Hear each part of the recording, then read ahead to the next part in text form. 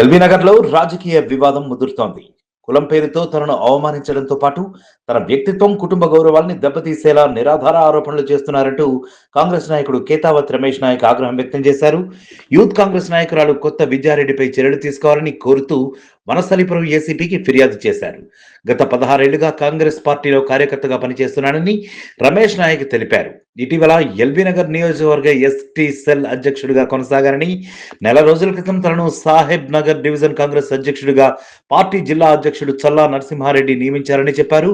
అయితే తనని లంబాడీ కులానికి చెందిన వ్యక్తినని తెలిసి కూడా అవమానకరంగా మాట్లాడుతున్నారని రమేష్ నాయక్ ఆరోపించారు. తన కులాలని ప్రస్తావిస్తూ ఇతరుల వద్ద కూడా కించపరిచే వ్యాఖ్యలు చేస్తున్నారని ఫిర్యాదులో పేర్కొన్నారు. అయితే ఇదే సమయంలో తనపై మరికొన్ని తీవ్రమైన ఆరోపణలు చేస్తున్నారని రమేష్ నాయక్ తెలిపారు. తనకు 4-5 స్పా సెంటర్లు ఉన్నాయని, వాటిలో అమ్మాయిలతో వ్యభిచారం చేయిస్తున్నానంటూ విద్యారెడ్డి పలు మీడియా ఛానళ్లలో ఆరోపణలు చేశారని ఆయన పేర్కొన్నారు. తనకు ఒక్క స్పా సెంటర్ కూడా లేదని, తనపై చేసిన ఆరోపణలకు ఎలాంటి ఆధారాలు లేవని రమేష్ నాయక్ స్పష్టం చేశారు. రాజకీయంగా తన ప్రతిష్టను దెబ్బతీయాలనే ఉద్దేశంతోనే ఈ ఆరోపణలు చేస్తున్నారని ఆయన ఆరోపించారు.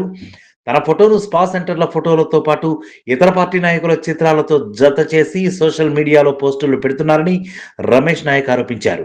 ఈ పోస్టులు విస్తృతంగా ప్రచారం కావడంతో తన కుటుంబ సభ్యులు, బంధువులు, సామాజిక వర్గం ముందు తీవ్ర అవమానానికి గురవుతున్నానని ఆవేదన వ్యక్తం చేశారు.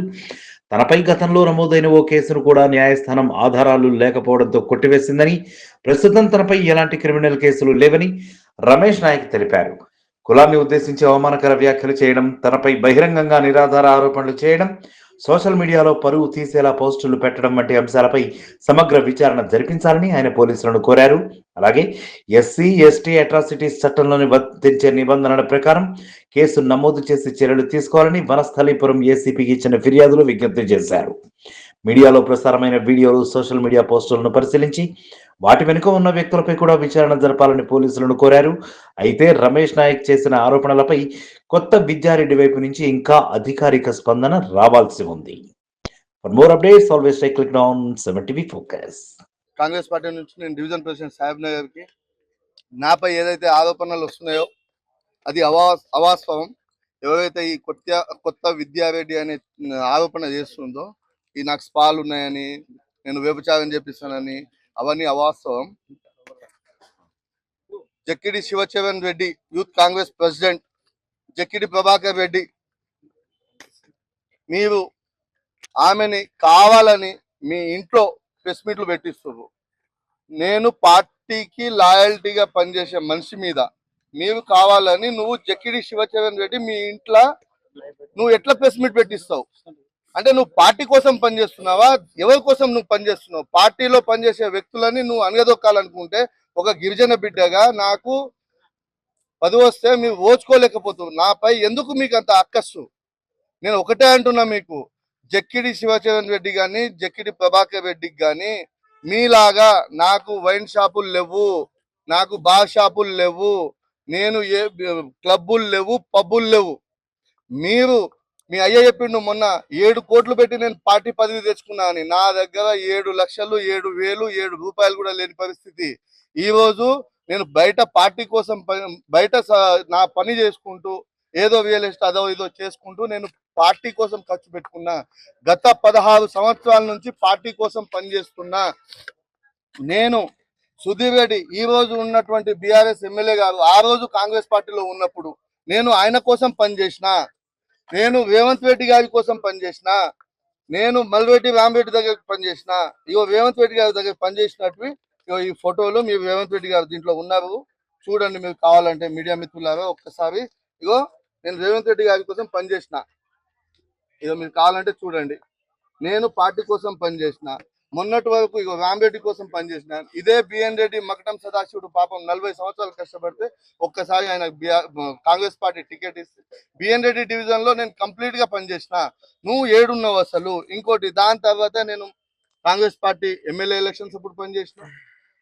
ఎంపీ గారు సునీతా మహేందర్ రెడ్డి గారి ఎలక్షన్స్ అప్పుడు నేను మంచి మీటింగ్ పెట్టి చాలా బాగా గ్రాండ్ సక్సెస్ చేసి పనిచేసినాము. కాబట్టి విద్యారెడ్డి గారు, మీరు నన్ను విమర్శించే ముందు మీరు ఏడున్నారు అసలు ఏంది? మీరు అంతకుముందు ఏడున్నారు? నువ్వు పోయి వైఎస్ఆర్సీపీ తెలంగాణ వైఎస్ఆర్సీపీలో షర్మిలమ్మ ఫోటో నువ్వు పచ్చబొట్టేసుకొని తిరిగినావు. నువ్వు ఎట్లయితావు కాంగ్రెస్ పార్టీ గవర్నమెంట్ వచ్చిన తర్వాత నువ్వు కాంగ్రెస్ పార్టీలోకి వచ్చి నేను సీనియర్ని, నువ్వు పార్టీ కోసం పనిచేస్తే నీకు ఎవరు పదవులు ఇవ్వాలో వాళ్ళు ఇస్తారమ్మా. దానికి నాకు ఒక పదవి వచ్చినందుకు నీకెందుకు అంత అక్కస్సు? అంటే నేను లంబాడీలో పుట్టడం నా తప్ప? నేను లంబాడీగా జీవించడం మాకు పదవుల హక్కులు లేవా? అంటే మేము ఎంతసేపు కార్యకర్తగానే లేకపోతే పనిచేసేటోళ్ళనే ఉండాలన్నా? కాబట్టి ఒకటే మాట చెప్తున్నా, నువ్వు చేసిన దానికి మా ఇంట్లో మొత్తం చాలా ఘోరంగా ఉంది మా పరిస్థితి. మేము బయటికి తిరగలేని పరిస్థితిలో ఉన్నాము.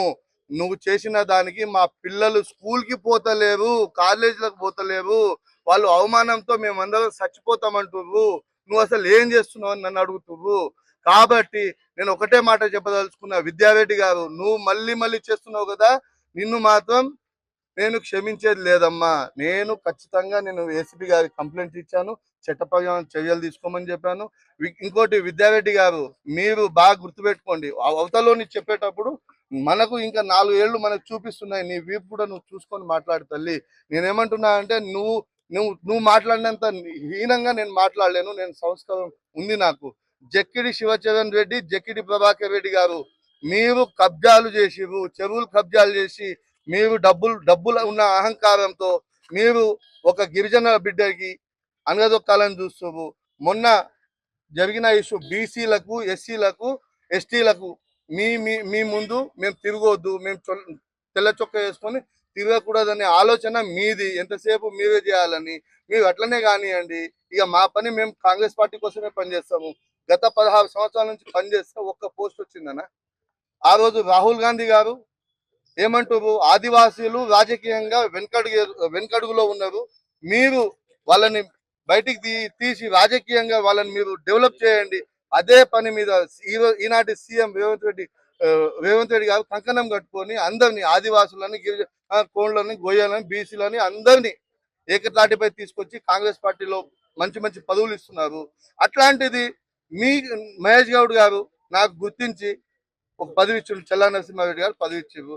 దానికి నీకెందుకు అంత అక్కసు? దాంట్లో వైశ్యాస్కి 3-4 ఇచ్చిండు, బీసీలకు 3-4 ఇచ్చిండు, బ్రాహ్మణ్స్కి ఇచ్చిండు, మన ఎస్సీలకు ఇచ్చిండు. మీ వర్గానికి మాత్రం 5-6 ఇచ్చిండమ్మా. ఇంకా నీ కడుపు నిండలేదా తల్లి?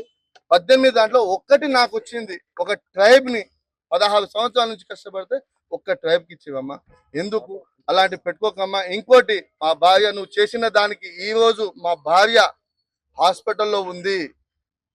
ఆమె పరిస్థితి బాగాలేదు, మేము బయట తిరగలేకపోతున్నాము. మీ మాత్రం జాగ్రత్త. తస్మాత్ జక్కిడి శివచరణ్ రెడ్డి, జక్కిడి ప్రభాకర్ రెడ్డికి చెప్తున్నా, విద్యారెడ్డికి చెప్తున్నా, మాకు ఏమన్నా అయితే ఖచ్చితంగా మీరే కారకులు. దాన్ని మేము మీ ఇంటి ముందు వచ్చి అందరం కుటుంబ సభ్యులతో వచ్చి పురుగుల మంది దాగి సస్తా మీరు చేసిన ఆరోపణలకి.